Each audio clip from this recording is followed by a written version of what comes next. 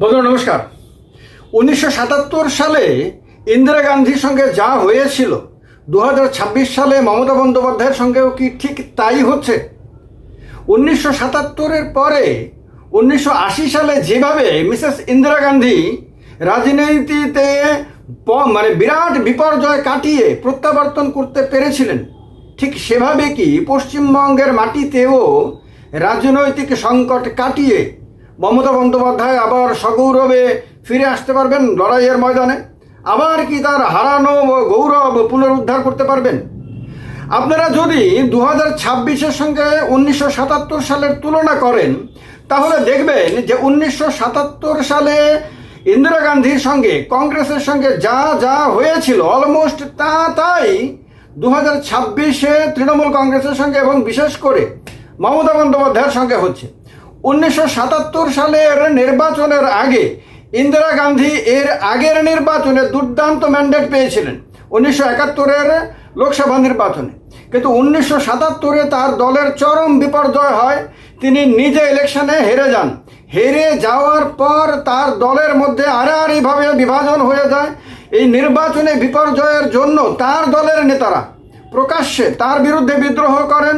তার ছেলে সঞ্জয় গান্ধীর ঔদ্ধত্য, সঞ্জয় গান্ধীর অহংকার, সঞ্জয় গান্ধীর বিলাসিতা ইত্যাদিকে প্রকাশ্যে অভিযুক্ত করে, এর জন্য দায়ী করে। 77-এ পুরো অভিযোগটা গান্ধী পরিবারের দিকে, বিশেষ করে ইন্দিরা গান্ধী এবং সঞ্জয় গান্ধীর দিকে নিক্ষিপ্ত হয় এবং কংগ্রেসের একাধিক নেতা কংগ্রেসে বিভাজন করে আলাদা কংগ্রেস উডস নামে একটি নতুন দল গঠন করেন। ফলে সেই সময়ে মনে হয়েছিল যে ইন্দিরা গান্ধী আর কোনো দিন রাজনৈতিক এই বিপর্যয় কাটিয়ে উঠে আসতে পারবেন না। মনে হয়েছিল যে ইন্দিরা গান্ধীকে জনতা পার্টি এমনভাবে রাজনৈতিক দিক থেকে কোণঠাসা করে দেবে যে ইন্দিরা গান্ধীর সঙ্গে আর কেউ থাকবে না। দেখা গেছিল ইন্দিরা গান্ধীর বিরুদ্ধে সাহা কমিশন বসানো হয়েছিল, তদন্ত হয়েছিল এবং তদন্তের পরে দুর্নীতির অভিযোগে তাকে গ্রেপ্তার পর্যন্ত করা হয়েছিল অল্প সময়ের জন্য।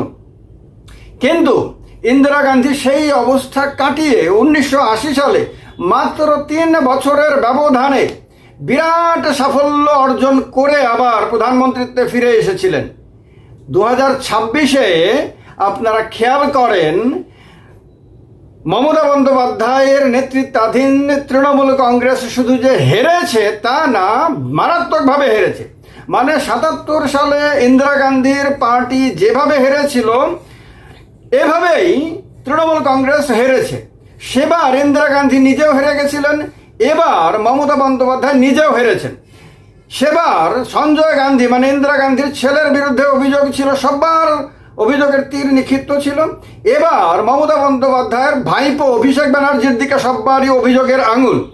খেয়াল করে দেখেন সেবার ইন্দিরা গান্ধীর বিরুদ্ধে প্রচুর অভিযোগ বিরোধীরা করেছিল, এবারে মমতা বন্দ্যোপাধ্যায়ের বিরুদ্ধে এবং তার ভাইপোর বিরুদ্ধে প্রচুর অভিযোগ করছে। সেবার আপনার কমিশন বসিয়ে তাদের বিরুদ্ধে তদন্ত করা হয়েছিল এবং অ্যাকশন পর্যন্ত নেওয়া হয়েছিল। এবারেও অভিষেক ব্যানার্জিকে অলরেডি ডাকা শুরু হয়ে গেছে তদন্তের জন্য এবং আরও নানান কথা বাজারে প্রচলিত হয়ে গেছে যে শেষ পর্যন্ত নাকি অভিষেক ব্যানার্জিকেও গ্রেপ্তার করা হবে, মমতা বন্দ্যোপাধ্যায়কেও গ্রেপ্তার করা হবে। সেবার কংগ্রেসের মধ্যে আড়াআড়িভাবে ডিভিশন হয়েছিল। কংগ্রেসের নেতারা প্রকাশ্যে ইন্দিরা গান্ধীকে অভিযুক্ত করেছিলেন, জরুরি অবস্থাকে দায়ী করেছিলেন, সঞ্জয় গান্ধীর গর্ভপাত সম্পর্কীয় তার যে নাশবন্দি সম্পর্কীয় তার যে বিভিন্ন উদ্যোগগুলো সেগুলোকে দায়ী করেছিল। এবারে অভিষেক ব্যানার্জির ঔদ্ধত্যকে, তার অহংকারকে, তার একনায়কতন্ত্রকে দায়ী করছে তারা। ফলে 77 আর 2026 দুটোর মধ্যে কিন্তু অলমোস্ট সিমিলারিটি দেখা যাচ্ছে।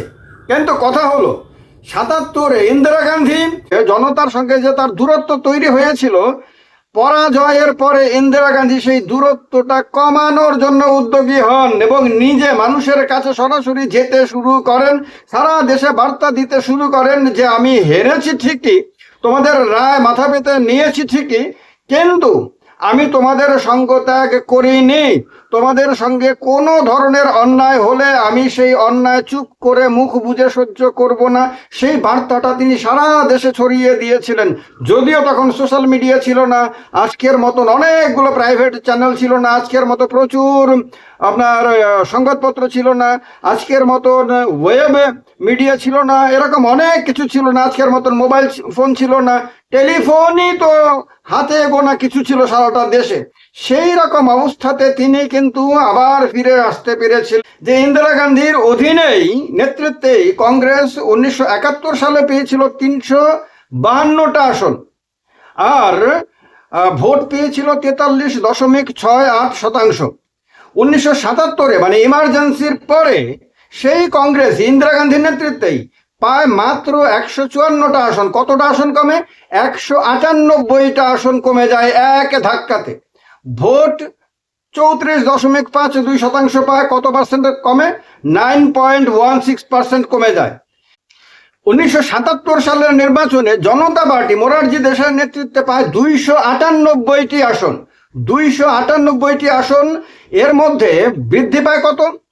এর আগের নির্বাচনের সঙ্গে তুলনা করলে 212টি এক ধাক্কায়, শুধুমাত্র ইমার্জেন্সির কারণে এক ধাক্কায় 212টি আসন বেড়ে যায় জনতা পার্টির। এবং ভোট পায় কত? 43.04%। ভোট বাড়ে কত? এক ধাক্কায় 20.99%, মানে 21% ভোট বেড়ে যায়। ভাবতে পারেন? এবার ওই সময়ে এইরকম বিরাট উত্থান, বিরাট সাফল্যের পর ভারতবর্ষে প্রথম অকংগ্রেসি সরকার প্রতিষ্ঠার পর সবাই ধরে নিয়েছিল যে কংগ্রেসের রাজনীতি ভারতবর্ষের মাটি থেকে শেষ হয়ে যাবে, কংগ্রেস আর ঘুরতে পারবে না, আর ইন্দিরা গান্ধীও আর ঘুরে দাঁড়াতে পারবেন না। এটা ধরে নিয়েছিল সবাই। কংগ্রেসের জন্য একটা অন্ধকারময়, ঘন অন্ধকারময় ভবিষ্যৎ, সবাই এটা মেনে নিয়েছিল। কিন্তু মানেননি ইন্দিরা গান্ধী। তিনি কোনোভাবেই বিপর্যয়কেই শেষ কথা বলে মেনে নিতে রাজি হননি। এরপরে 77 থেকে 1980 সালের মাঝখানের সময়টাতে এই জনতা পার্টিতে ডিভিশন হয়, দুটো ভাগে বিভক্ত হয়ে যায়। অটল বিহারী বাজপেয়ী এবং এল.কে. আদবানির নেতৃত্বে একটি বড় অংশ বেরিয়ে এসে ভারতীয় জনতা পার্টির গঠন করে 1980 সালে। এবার 1980 সালের নির্বাচনে কি হয়? 1980 সালের নির্বাচনে কংগ্রেস, যে কংগ্রেস 154তে নেমে গেছিল, সেই কংগ্রেস আবার 353টি আসন পায়। খেয়াল করে দেখুন, 1971-এ 352 পেয়েছিল, 1980 সালে 353টা আসন পায়। বাড়ে কয়টা? 199টা আসন বাড়ে। ভোট পায় কত? 42.69%। ভোট বাড়ে কত? 8.17% ভোট বাড়ে। মানে আবার তার হারানো জমি ইন্দিরা গান্ধী পুনরুদ্ধার করে ফেলেন। আর মাত্র 3 বছর আগে যে জনতা পার্টি 298টি আসন পেয়ে বিরাট আশা জাগিয়েছিল বিরোধীদের সামনে, সেই জনতা পার্টি তখন ডিভাইডেড হয়ে যায়, ভেঙে দুটো ভাগে বিভক্ত হয়ে যায়। এবং এই জনতা পার্টির মধ্যে একটি অংশের নেতা হন চরণ সিং। এটা নতুন পার্টি হয়, জনতা দল এস নামে এই দলটা পরিচিত হয়। এই দলের রেজাল্ট কত হয়? 41টি আসন, আর ভোট পায় 9.39%। আর আসল যে জনতা পার্টি জগজীবন রামের নেতৃত্বে, সেই জনতা পার্টি পায় 31টি আসন। 41টি পায় চরণ সিংয়ের গোষ্ঠী, আর 31টি পায় তারা। আসল জনতা পার্টির আসন কমে কত? 264টি আসন কমে যায় এক ধাক্কায়। ভোট পায় 18.97%, মানে 19%। ভোট কমে কত? 22.35%। তাহলে ভেবে দেখুন, রাজনীতিতে অল্প সময়ের ব্যবধানে কি রকম বৈপ্লবিক পরিবর্তন ঘটতে পারে। যেমন ভাবে ইন্দিরা গান্ধীর বিরাট বিপর্যয় হয়েছিল রাজনৈতিকভাবে, ঠিক তেমনি আপনার মমতা বন্দ্যোপাধ্যায়েরও এবার বিরাট বিপর্যয় হয়। সেবার ইন্দিরা গান্ধী হেরে গেছিলেন আপনার রায়বেরেলিতে, নিজে হেরে গেছিলেন। তারপর অক্টোবর 77-এ তাকে অল্প সময়ের জন্য গ্রেপ্তার করা হয়। এইরকম অনেক ঘটনাই 77-এ ঘটেছিল। আবার এইবারে দেখেন, মমতা বন্দ্যোপাধ্যায় ক্ষমতা হারানো মাত্র তার দলের এক দল নেতার হঠাৎ করে বিবেক জাগ্রত হয়, হঠাৎ করে তাদের মধ্যে দেশভক্তি, সমাজের প্রতি দায়বদ্ধতা, রাজনৈতিক নিষ্ঠা ইত্যাদি হঠাৎ করে এমনভাবে ঠেলা মারে যে তারা এখন বুঝতে শুরু করেন যে না, মমতা বন্দ্যোপাধ্যায় সরকার তো ঠিক কাজ করেনি, তার নেতৃত্বে দল তো ঠিক কাজ করেনি। অভিষেক বন্দ্যোপাধ্যায় তো ভালো লোক না। অভিষেক বন্দ্যোপাধ্যায় তো এতদিন যা করেছেন তা একেবারেই ওই যে সঞ্জয় গান্ধী যা করেছিলেন ইন্দিরা গান্ধীর সময়ে তাই করেছেন। আর সঞ্জয় গান্ধীর প্রতি যেমন ইন্দিরা গান্ধী পুত্র মোহে অন্ধ ছিলেন, ঠিক তেমনি মমতা বন্দ্যোপাধ্যায় অভিষেক ব্যানার্জির প্রতি ভাইপো স্নেহে অন্ধ। এগুলো তাদের হঠাৎ করে মনে পড়ে যায় এবং তার কারণে তারা বিদ্রোহ করতে শুরু করেন। আর এই বিদ্রোহ এমনভাবে প্রচার মাধ্যমে ছড়িয়ে দেওয়া হয় যে মমতা বন্দ্যোপাধ্যায়ও শেষ, যেমনভাবে ইন্দিরা গান্ধীও শেষ, মানে রাজনৈতিকভাবে তাদেরকে আর কোনো দিন উঠে দাঁড়াতে পারবে না। কিন্তু খেয়াল করে দেখুন, একটা জায়গাতে কমননেস আছে। সেবারে ইন্দিরা গান্ধী হার মানেননি। মানে হার মানেননি বলতে কি, রেজাল্টটাকে মেনে নিয়েছিলেন, কিন্তু চিরকালের জন্য তিনি হারিয়ে যাবেন এটা তিনি মানেননি। মমতা বন্দ্যোপাধ্যায়ও কি বার্তা দিয়েছেন যে আমরা আবার ফিরে আসব। মমতা বন্দ্যোপাধ্যায় কিন্তু না হারটা মেনেছেন, না তিনি হারিয়ে যাওয়াকে স্বীকার করেছেন। কেন? তার সময়ে এই নির্বাচনের ফলাফল নিয়ে ব্যাপক অভিযোগ তিনি তুলেছেন এবং এই অভিযোগের কারণে তিনি হারটাকেই মানতে রাজি না। আর হারিয়ে যাওয়ার তো তার প্রশ্নই আসে না। এই যে ৭৭-এর প্রতিচ্ছবি আমরা ২০২৬-এ দেখলাম এবং দেখছি, তা দেখার পরে আমাদের মনে কি প্রশ্ন জাগা স্বাভাবিক না?